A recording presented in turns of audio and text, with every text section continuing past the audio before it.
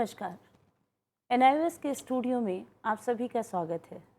मैं डॉक्टर सुनीता सिंह, सहायक आचार्य, शिक्षा संकाय, दिल्ली विश्वविद्यालय। आज हम सभी शीर्षक चिंतन के उपकरण माइंड मैप और CORT पर चर्चा करेंगे। CORT पर चर्चा करने से पहले हम सभी आपसी समझ से चिंतन क्या है इसको समझने का प्रयास करते हैं। चिंतन एक मानसिक प्रक्रिया है जिसमें वातावरण से मिलने वाली सूचनाओं का मानसिक जोड़ तोड़ किया जाता है। चिंतन को प्रत्यक्ष रूप से तो नहीं देखा जा सकता, लेकिन इसको व्यवहार के आधार पर जान सकते हैं। सामान्यतः जब भी किसी व्यक्ति के सामने कोई समस्या आती है तो वह समस्या समाधान हेतु चिंतन प्रक्रिया में डूब जाता है। इस प्रकार चिंतन एक मध्यस्थ प्रक्रिया है। यह एक अव्यक्त मानसिक प्रक्रिया है। यदि हम चिंतन के विभिन्न तत्वों की बात करें तो मनोवैज्ञानिक विटेकर के अनुसार चिंतन के प्रमुख तत्व इस प्रकार हैं। निश्चित रूप से चिंतन में लक्ष्य निर्धारित होता है। वह किसी लक्ष्य को लेकर के किया जाता है। चिंतन में समस्या होती है। जब भी हम किसी समस्या से ग्रस्त होते हैं, अनायास ही हम उस समस्या के समाधान हेतु आगे बढ़ते हैं और अपनी पूर्व अनुभूतियों के आधार पर उस समस्या का समाधान करने के लिए एक नए तरीके को खोजने का प्रयास करते हैं। इस प्रकार लक्ष्य, समस्या, गत अनुभूति ये सभी चिंतन के तत्व हैं। प्रत्येक व्यक्ति के जीवन में समस्याएं आती रहती हैं, समाधान होते रहते हैं, लेकिन उसमें अभिप्रेरणा एक महत्वपूर्ण तत्व है, मोटिवेशन लेवल। चिंतन में मोटिवेशन, अभिप्रेरण भी एक प्रमुख तत्व के रूप में है। जब हम अपनी पूर्व अनुभूतियों के आधार पर चिंतन करते हैं तो उसमें विभिन्न प्रकार की ट्रायल एंड एरर, प्रयत्न व भूल भी होती हैं, और उसी प्रयत्न और भूल के बाद हम अपनी समस्या के समाधान तक पहुंचते हैं। चिंतन में केवल प्रयत्न, भूल और अभिप्रेरण ही नहीं बल्कि आंतरिक संभाषण भी होता है। मनुष्य मौन में बैठ करके भी चिंतन करता रहता है और उसके आंतरिक मन से बातें करते हुए, चिंतन करते हुए उस समस्या के प्रत्येक पहलू पर जाता है। चिंतन में आंतरिक संभाषण करते समय उसके मन मस्तिष्क पर विभिन्न प्रकार के प्रतीक भी प्रतिबिंबित होते हैं। इस प्रकार विटेकर ने इन तत्वों की चर्चा की। यदि हम चिंतन के उपकरणों की बात करें तो चिंतन के उपकरण, जैसा कि अमुक चित्र में दिखाई दे रहा है, questioning, concept, cognitive research trust और माइंड मैप, इन उपकरणों को हम प्रश्नीकरण, संप्रत्यय, माइंड मैप और CORT के रूप में जानते हैं, जो एक थिंकिंग टूल्स के रूप में आजकल की शिक्षा प्रणाली में प्रयुक्त होते हैं। आज हमारी चर्चा का विषय है CORT। हम सभी को जिज्ञासा होगी कि ये CORT है क्या और ये कॉन्सेप्ट किसने दिया। डॉक्टर डी बोनो ने लेटरल थिंकिंग, पार्श्व चिंतन की उत्पत्ति की। और लेटरल थिंकिंग क्या होती है इस पे मैं आपको बताती हूँ। Lateral thinking means out of box thinking. जब आप किसी थिंकिंग को करते समय एक सामान्य नज़रिए से सोचने के अलावा एक नए तरीके से सोचना शुरू करते हैं, स्टेप बाय स्टेप शुरू करते हैं, तो वह थिंकिंग लेटरल थिंकिंग के रूप में वर्गीकृत की जाती है। CORT से तात्पर्य है कॉग्निटिव रिसर्च ट्रस्ट। इसे डॉक्टर डी बोनो ने दिया। इनके अनुसार चिंतन का कौशल उपकरणों के द्वारा विकसित किया जा सकता है। इन्होंने अपने CORT टेस्ट में विभिन्न प्रकार के टूल्स दिए, जिसकी आगे चर्चा करेंगे। इनके अनुसार अधिकांश व्यवहारिक चिंतन प्रत्यक्षीकरण की अवस्था में उत्पन्न होता है। चिंतन के विभिन्न प्रकारों को देते हुए डी बोनो ने निम्न प्रकार के प्रयोग किए। इसमें जो पहला थिंकिंग है, इसको उन्होंने कहा ब्रेथ और डायरेक्शनल थिंकिंग। डायरेक्शनल थिंकिंग जिसे हम कहते हैं निर्देशित चिंतन। ब्रेथ अर्थात विस्तार पूर्वक चिंतन। जब हम अपने परसेप्शन को, अपने प्रत्यक्षीकरण को विस्तार देते हैं, ब्रॉड करते हैं, ओपन माइंडेड होते हैं और प्रत्येक पक्ष और प्रत्येक पहलू पर जाकर के सोचते हैं, तब उसे हम डायरेक्शनल थिंकिंग के रूप में वर्गीकृत करते हैं। दूसरा, डी बोनो जी ने ऑर्गेनाइजेशन की बात की है, जिसे इन्होंने ऑर्गेनाइजिंग थिंकिंग कहा है। निश्चित रूप से किसी भी समस्या के समाधान पर पहुंचने के लिए, एक अच्छे परिणाम की प्राप्ति हेतु हम असंगठित तरीके से, अव्यवस्थित तरीके से नहीं पहुंच सकते। अतः हमारे बालकों में, हमारे अध्यापकों में, हमारे प्रशिक्षार्थियों में एक ऑर्गेनाइज थिंकिंग निश्चित रूप से पैदा करनी चाहिए। आगे चलकर हम उन टूल्स की बात करेंगे जिनके तहत हम ऑर्गेनाइज थिंकिंग उत्पन्न कर सकते हैं। डी बोनो ने तीसरा जो थिंकिंग का टाइप बताया है उसे कहा है इंटरैक्टिव थिंकिंग। अंतःक्रिया चिंतन। अंतःक्रिया चिंतन के अंतर्गत हम डायलॉग करते हैं, इंटरैक्शन करते हैं, हम डिबेट करते हैं, हम एक दूसरे से बात करते हैं और केवल एक दूसरे से ही बात नहीं करते बल्कि हम अपने अंदर भी बात करते हैं। और यह इंटरैक्टिव थिंकिंग, यह अंतःक्रिया चिंतन हमें समस्या के समाधान की तरफ ले जाता है। इंटरैक्टिव थिंकिंग के क्या फ़ायदे हो सकते हैं, इसको डी बोनो ने चर्चा किया कि इंटरैक्टिव थिंकिंग के द्वारा जब हम दो लोग डायलॉग करते हैं तो हम उसमें प्रोज एंड कॉन्स, हम उसके फ़ायदे, उसके नुकसान, उसके प्लस, उसके माइनस, उसके प्रोज कॉन्स के साथ साथ उसकी SWOT एनालिसिस भी करते हैं। इस प्रकार से प्रत्येक पक्ष पर जाकर के एक क्रिटिकल थिंकिंग, एक आलोचनात्मक चिंतन का विकास होता है इंटरैक्टिव थिंकिंग के द्वारा। अगले थिंकिंग में आते हैं हम, जिसको चौथा प्रकार कहा है, जो है सृजनात्मक चिंतन। सृजनात्मक चिंतन, जिसको आजकल हम बहुत ज़्यादा साइकोलॉजी में यूज़ करते हैं कि टीचिंग बाय कंस्ट्रक्टिविस्ट अप्रोच, हम रचनात्मक तरीके से बच्चे को पढ़ाएं, क्रिएटिव लर्नर बनाएं। इसको इन्होंने डिज़ाइन थिंकिंग के रूप में बताया। क्रिएटिविटी के लिए ज़रूरी नहीं है कि आपका IQ बहुत अधिक हो। आप कम बुद्धि लब्धि के एक कुम्हार को भी देखते हैं कि वो कितनी सुंदर रचनाएं निर्मित करता है। तो सृजनात्मक चिंतन आपके कला पक्ष को भी मजबूत करता है, आपके साहित्य को मजबूत करता है। कक्षा में सृजनात्मक चिंतन किस प्रकार से उत्पन्न करें, डाइवर्जेंट थिंकिंग किस प्रकार से उत्पन्न करें, इस पर डी बोनो ने कुछ टूल्स को दिया है। सृजनात्मक चिंतन फिर कहीं रिजिड थिंकिंग से हटकर एक फ्लेक्सिबल, एक लोचनीय, एक नवीन, एक विस्तार पूर्वक किया गया चिंतन है। अगला चिंतन है सूचना एवं भावनात्मक चिंतन, जिसे कहा है information and feeling, information gathering and assessment. मनुष्य एक भावनात्मक प्राणी है। वह जब भी कहीं सूचना प्राप्त करता है तो उसमें अपने पक्षों को लगा करके एक फीलिंग डेवलप करता है। इसको भी डी बोनो जी ने बताया है। नेक्स्ट इन्होंने बताया है ऑपरेटिव थिंकिंग, जिसे कहते हैं क्रियात्मक चिंतन। ऑपरेटिव थिंकिंग यह एक एक्शन ओरिएंटेड थिंकिंग है।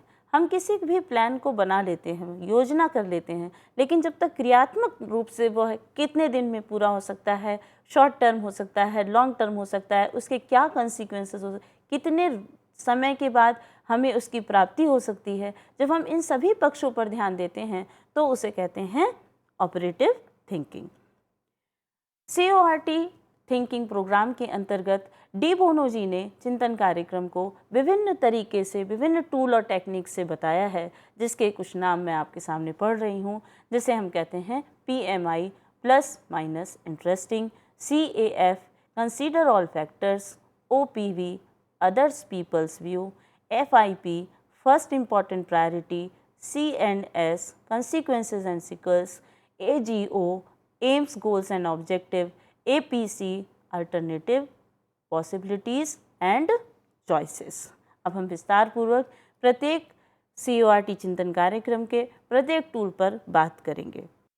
CORT चिंतन उपकरण के चिन्ह इस प्रकार दिखाई दे रहे हैं आपको स्क्रीन पर, जिसमें पहला स्क्रीन पे जो चित्र दिख रहा है, जो एरो वाइज है, वो प्लस माइनस और इंटरेस्टिंग को दिखा रहा है।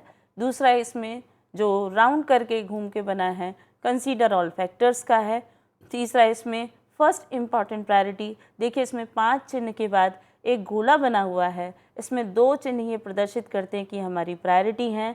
इसके बाद देखिए APC का चिन्ह है और इधर किनारे के साइड अगर हम लेफ़्ट साइड आएँ तो इसे हम कहते हैं अदर्स पीपल्स व्यू, यानी प्रत्येक व्यक्ति के नज़रिए को लेना है। फिर देखिए इसमें एक सर्कल बना के एक एरो बना है, जिसे हम कह रहे हैं AGO का चिन्ह है, जिसे हम कहते हैं एम, गोल और ऑब्जेक्टिव। इसके बाद देखिए C&S है, इसे कहते हैं कंसिक्वेंसेस एंड सीक्वल्स। फिर इसके बाद नीचे की तरफ कंसीडर ऑल फैक्टर्स में एक एरो बन करके घूम के गया है। ये चिंतन उपकरण के चिन्ह है जिसको डी बोनो जी ने डेवलप किया। आगे हम बात करेंगे प्लस माइनस इंटरेस्टिंग पर। आमतौर पर जब भी कोई विचार लोगों के समक्ष प्रस्तुत होता है तो लोग इसका समर्थन या खिलाफत करते हैं। वे इसका समर्थन या खिलाफत करते समय कुछ अपने तर्क, अपनी भावनाओं का इस प्रयोग से करते हैं कि वह उसे सही सिद्ध करने लगते हैं। ऐसी परिस्थिति में वह उस समस्या से के प्रत्येक पक्ष पर ध्यान नहीं देते। डी बोनो जी का कहना है कि पीएमआई का उपयोग बच्चों के साथ, छात्रों के साथ करें। उन्हें ये सिखाएं कि चलो एक विचार लेना उचित है, परंतु उस विचार के अलग अलग पक्षों पर भी ध्यान देना चाहिए।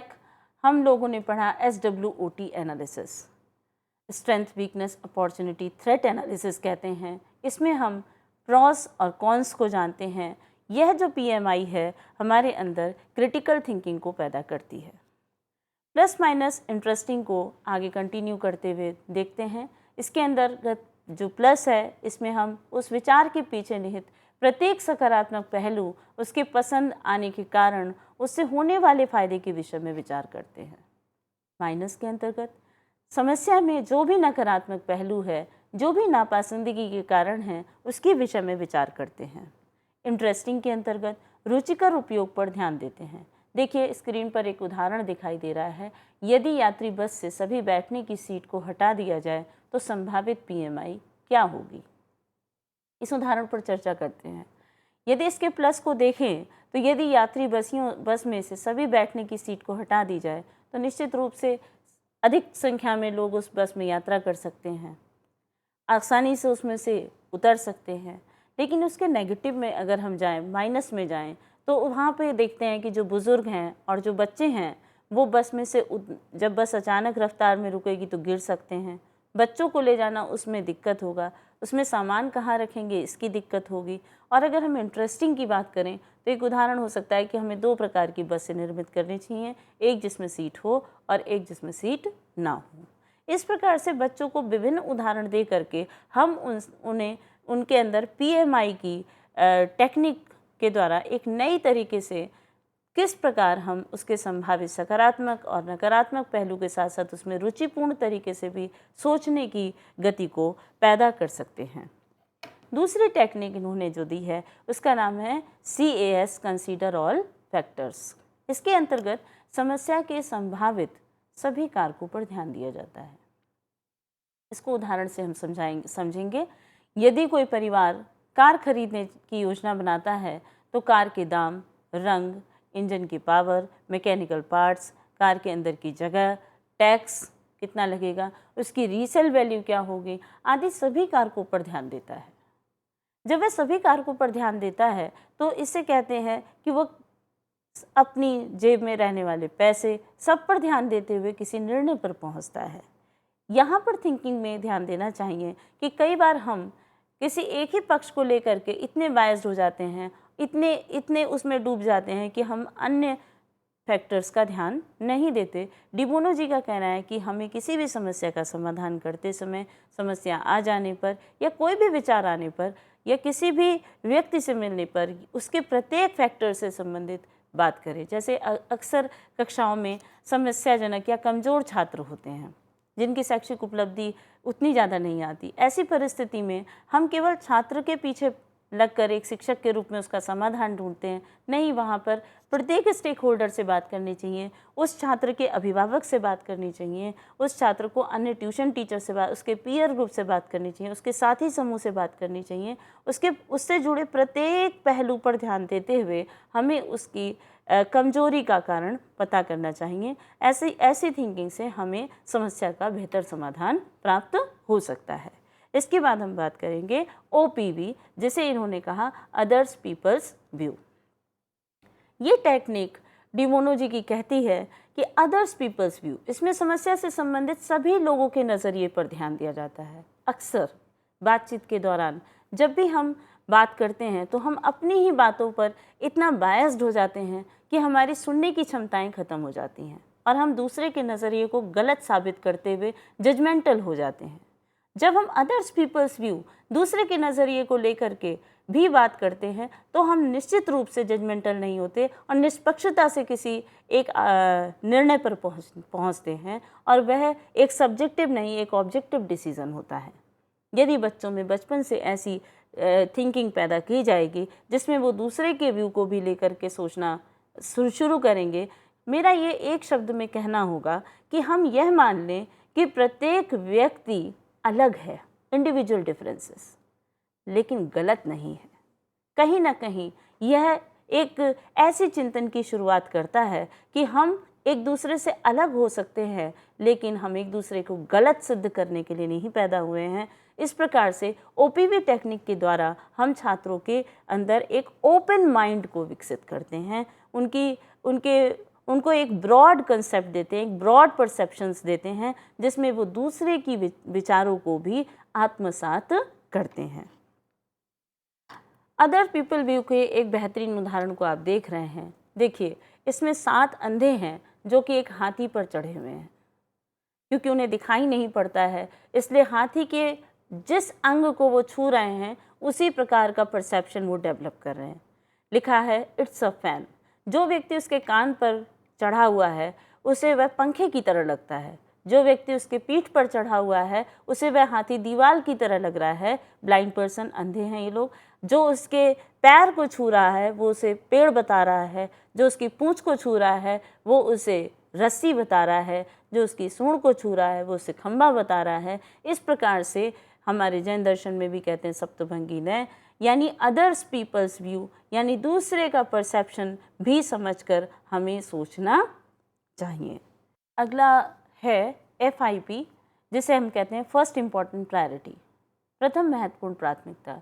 इसके अंतर्गत चयनित कारकों में से सबसे महत्वपूर्ण कारक को वोट्स देकर उनकी प्राथमिकता को निर्धारित करते हैं और वोट्स की वरीयता के आधार पर चयन करते हैं। अभी हमने आपको इससे पहले बताया था कंसीडर ऑल फैक्टर, जिसमें हम सभी कारकों की बात करते हैं। जब सभी कारक आपके सामने आ जाएं तो उसमें से आप प्रथम महत्वपूर्ण प्राथमिकता की तरफ बढ़ें। FIP ये कहती है कि प्रथम महत्वपूर्ण प्राथमिकता को तय करके आप किसी निर्णय पर पहुँचें। देखिए, एक बेहतर एग्जाम्पल आपके सामने है कि व्यक्ति जब कार खरीदने गया था तो उसके पास 10 कारक थे। उस 10 कारक में से जो 12 वोट आपके लिखे हुए हैं उसमें लिखा है the car is big enough for a family, यानी उसकी सबसे बड़ी प्राथमिकता है कि उसका पूरा परिवार उस कार में बैठ सके। तो 12 वोट उसको दे करके उसकी प्रायोरिटी एक लिस्ट बना ली इन सारे कारकों में से। दूसरे नंबर पे 11 कह रहा है it is easy to get replacement part, यानी कार के प्रत्येक हिस्से के खराब हो जाने पर उसे आसानी से बदला जा सकता है। ये इसकी दूसरी प्राथमिकता है।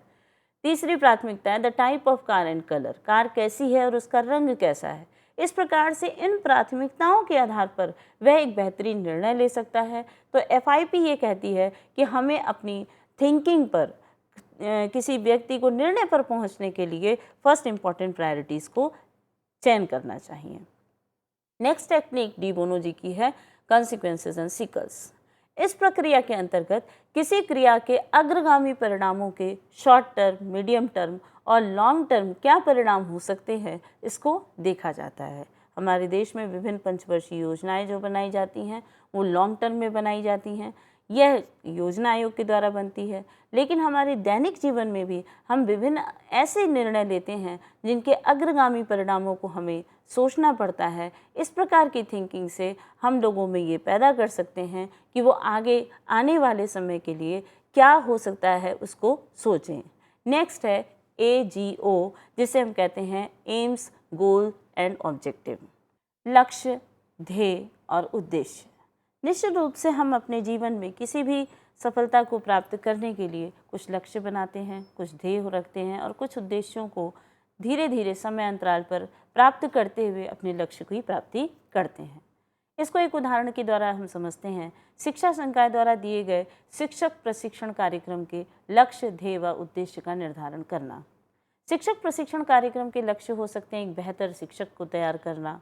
ध्येय हो सकता है कि 2 वर्ष की शिक्षक प्रशिक्षण कार्यक्रम को अच्छे से चलाना, सेमेस्टर 1, सेमेस्टर 2, 3, 4 सभी को एक अच्छे से रन कराना। ये हमारा गोल हो सकता है, लेकिन हमारे जो ऑब्जेक्टिव होते हैं वो कुछ निश्चित समय में प्राप्त करने के लिए होते हैं। उसमें हम एक निश्चित समय अवधि में उस ऑब्जेक्टिव को विशिष्टता देते हुए प्राप्त करने की कोशिश करते हैं। इस प्रकार डी बोनो साहब का कहना है कि हम किसी भी समस्या को जब लक्ष्य, ध्येय और उद्देश्य में बांट लेते हैं तो कितने समय में उस समस्या का समाधान हो सकता है, कितने समय में हम उसे अचीव कर सकते हैं लक्ष्य को, यह हमें पता लग जाता है। और ऐसी थिंकिंग छात्रों में पैदा करने से वह लक्ष्य निर्धारित होकर के एक बेहतर आउटकम की प्राप्ति कर सकते हैं। नेक्स्ट इनका उदाहरण दिया गया था, जैसे हम कहते हैं APC technique, alternative possibilities and choices. इसके अंतर्गत व्यक्ति समस्या के समाधान हेतु विभिन्न विकल्प समाधान की तलाश करता है। जब हम बात करते हैं कि अल्टरनेटिव लेस, तो हम किसी एक समस्या के समाधान में एक ही प्रकार से चिंतन करते हैं, लेकिन अगर हम विभिन्न विकल्पों की तलाश करें, विभिन्न संभावनाओं को देखें और उसमें अपनी पसंद को तलाश करें तो निश्चित रूप से हमारा एक बेहतर समाधान प्रस्तुत होता है। तो APC इनकी एक अलग टेक्निक है। इस प्रकार से हमने आज चर्चा की कि चिंतन के उपकरण में PMI, CAF, OPV, FIP, CNS, AGO और APC किस प्रकार से छात्रों में चिंतन को विकसित कर सकते हैं। इसके अलावा डी बोनो साहब ने 6 हैट का भी प्रयोग किया। 6 हैट के अंतर्गत उन्होंने विभिन्न प्रकार की heads, blue, black, red, pink, yellow, green, ऐसी हेड्स का इस्तेमाल करके छात्रों में थिंकिंग की प्रक्रिया को बढ़ाने का कार्य किया। इसमें जो PMI थी, प्लस, माइनस और इंटरेस्टिंग, ये PMI बच्चों में क्रिटिकल थिंकिंग को पैदा कर रही थी और इसके लिए उन्होंने येलो हैट का प्रयोग किया। येलो हैट से तात्पर्य था आशावादी चिंतन। दूसरा इन्होंने जो CAF इस्तेमाल किया, कंसीडर ऑल फैक्टर, इसमें उन्होंने एक डायरेक्शनल थिंकिंग की बात की, एक कंसीडर ऑल फैक्टर में ब्रेथ, विस्तार पूर्वक चिंतन की बात की और इसके लिए उन्होंने ब्लू हेड का इस्तेमाल किया है और इसे कहते हैं मैनेजिंग, संगठन करना। तीसरा जो इन्होंने OPV का इस्तेमाल किया, अदर पीपल्स व्यू, ये कहीं ना कहीं अदर पीपल व्यू हमारी संवेदनाओं से, हमारी फीलिंग से जुड़ा हुआ है, इसलिए इसके लिए इन्होंने रेड और पिंक हेड का इस्तेमाल किया है और इससे इमोशंस को इंगित किया है। नेक्स्ट है FIP, first important priority. First important priority हमारी ऑर्गेनाइजिंग कैपेसिटी को प्रदर्शित करती है। हम कितने अपनी प्रायोरिटीज़ को तय करके चलते हैं, कितने समय में इसे पूरा करना है, कौन सी हमारे लिए सबसे ज़्यादा ज़रूरत बात है, ये हमारे संगठन की शक्ति को व्यक्त करता है और ऑर्गेनाइजिंग थिंकिंग बच्चों में FIP के द्वारा डेवलप होती है। आगे बात करते हैं CNS की, कॉन्सिक्वेंसेस एंड सिकल्स की। जब हम अपने consequences, short term, long term, mid term परिणामों की तरफ, आगे आने वाले क्या परिणाम होंगे इनके बारे में सोचते हैं, तो यह एक ऑपरेटिव थिंकिंग को पैदा करता है। यह हमारे अंदर एक क्रियात्मक चिंतन को पैदा करता है, हमारे अंदर एक्शन को पैदा करता है। तो कॉन्सिक्वेंसेस CNS को हम ऑपरेटिव थिंकिंग के अंतर्गत कैटेगराइज कर सकते हैं। फिर हम देखते हैं AGO, जिसे हमने अभी डिस्कस किया, एम, गोल एंड ऑब्जेक्टिव। यह भी हमारी एक्शन थिंकिंग से रिलेटेड है, क्योंकि हम अपने ऑब्जेक्टिव्स को एक ड्यूरेबल टाइम के साथ, एक विशिष्टता के साथ, एक विशिष्ट समय निर्धारण के साथ उस ऑब्जेक्टिव की प्राप्ति करते हुए अपने एम की तरफ बढ़ते हैं। अदर की बात करें हम APC की, अल्टरनेटिव पॉसिबिलिटीज़ एंड चॉइसेस की, तो कहीं भी आप देख लीजिए, जब आप विभिन्न विकल्पों की तलाश करते हैं, जब आप विभिन्न संभावनाओं की तलाश करते हैं, जब आप चॉइसेस में जाते हैं, तो बट नेचुरल आप में क्रिएटिविटी पैदा होती है। यह एक सृजनात्मक चिंतन की बात की गई है और इसे इन्होंने ग्रीन हेड से प्रदर्शित करते हुए आउटसाइड द बॉक्स की बात की है। आउटसाइड द बॉक्स की बात करते हुए हम ये देख रहे हैं, इस प्रकार CORD में critical, directional, emotional, organising, operative, action oriented and creative thinking के साथ साथ डिसीजन मेकिंग थिंकिंग को हम छात्र में कैसे पैदा कर सकते हैं, इतने प्रकार के टूल्स दिए गए। निश्चित तौर पर अगर हम अपनी शिक्षण प्रणाली की बात करें तो आज तक हम how to talk, how to walk, how to read, how to write, इस पे ही अटके रह गए और जीवन थिंकिंग से चलता है। तो हमने CORT टूल की प्रासंगिकता की बात करें तो यह हमें हाउ टू थिंक, किस प्रकार हम बच्चों में थिंकिंग को पैदा करें, जो 3 R's थे वो हमारे शिफ्ट हो गए हाउ टू थिंक की तरफ कि छात्रों में कैसे एक अच्छी थिंकिंग को पैदा करते हुए, एक अच्छे डिसीजन मेकिंग को पैदा करते हुए उन्हें एक बेहतर नागरिक बनाएं। इसके लिए डी बोनो का CORT उपकरण निश्चित तौर पे प्रासंगिक है शिक्षक प्रशिक्षण कार्यक्रम के लिए, हमारे आने वाली पीढ़ी के लिए, हमारे छात्रों के लिए। इसी के साथ हम इसको समाप्त करते हैं। धन्यवाद।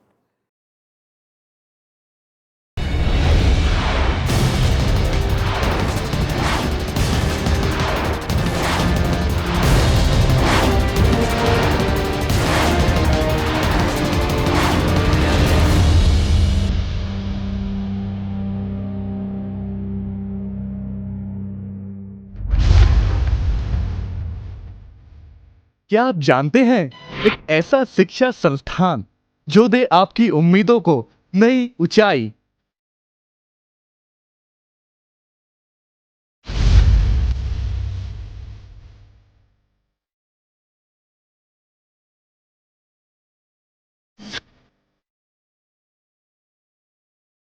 क्या आप जानते हैं, एक ऐसा शिक्षा संस्थान जो दे आपको घर बैठे जब चाहे तब एडमिशन की सुविधा।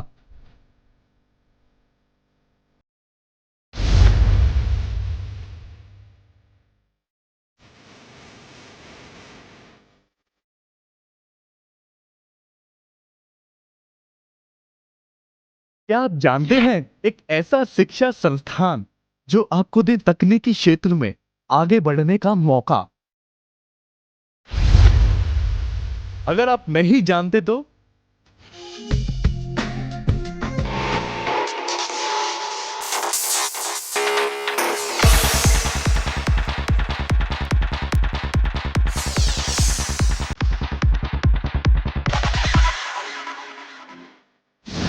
NIOS, NIOS, NIOS।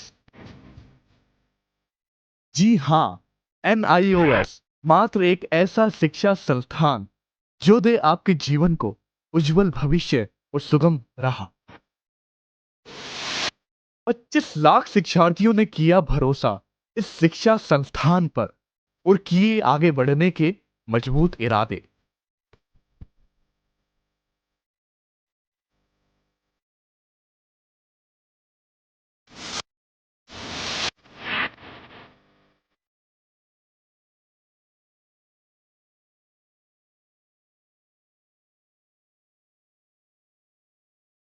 जो देगा आपको घर बैठे शिक्षण सामग्री के साथ रेडियो व टेलीविजन कार्यक्रमों का सहयोग।